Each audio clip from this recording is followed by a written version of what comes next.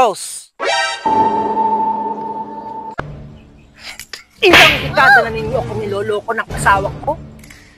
Anong pinagsasabi mo? Pinagsasabi mo, Bergie? Huwag ka ng mga twiran! Huwag ka ng mga twiran! Alam ko na! Alam ko na! Ang ginagawa ninyong kalokohan ng asawa ko! Anong sinasabi ko? Anong sinasabi ko? Bakit hindi mo tanongin yung sarili mo? Lintik ka! Wala ka bagang mga anak? Eh, bakit may asawa ka? Kinukulangan ka sa ganayon! Kaya pati asawa ko ay ilang dekada mo nang kinakana!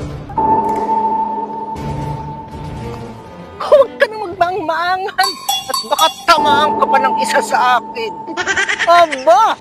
Gusto mong manganak yung sampig akong mag-asawa sa iyo? Aba, Rose, sinasabi ko sa iyo, honey. Ako'y nagtitimpi pa sa iyo. Ay kung hindi ako nagtitimpi sa iyo, ay baka batukan kita. Hayop ka. Hayop ka. Talagang sinisira mo ang pamilya ko, honey. Hindi ka naawa sa mga anak ko. Na nangangailangan ng tatay. Tapos ikaw ay nagpapasarap. Rose, dalawang lalaki mo. May asawa ka. Kasal kayo, di ba ga? Kasal kayo. Ay bakit pati asawa ko ay kinakalantari mo? Aba, Rose. O pati napapaiyak. Hindi ako napapaiyakan dahil gusto kong mabawi ang asawa ko sa iyo. Ako'y napapaiyak dahil iniisip ko yung mga anak ko. Sino na laang ang magtatrabaho para sa amin?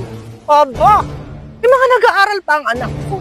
Oo, Bergie, oo. Haaminin ko na sa iyo. Bakit? Paano mo ako nasasabihan kinukulangan sa ganito? Mismong asawa mo ang lumalapit sa akin. Kaya naman, wala akong choice. Tinatanggap ko. Ay masarap ay. Pag ginagana yun. Aba! Huwag ka nang magpaliwanag, Rose. Alam ko na. Pasensya ka na, Virgin. Naiintindihan ko't naunawaan ko yung ibig mong sabihin. Naiintindihan ko't may mga anak tayo pa rin. Sige, pasensya ka. Magkita na lang tayo sa barangay. Tsaka teka, Rose, teka. Bago ka pa anyayahan ni Kapitan sa barangay, ay may nalimutan pa akong sabihin sa iyo, Han. Ano yun, Bergie? Anong nalimutan mong sabihin sa akin? Yung panty mo na iwanan sa short ng asawa ko! Bahong-baho! Lintik! Sorry.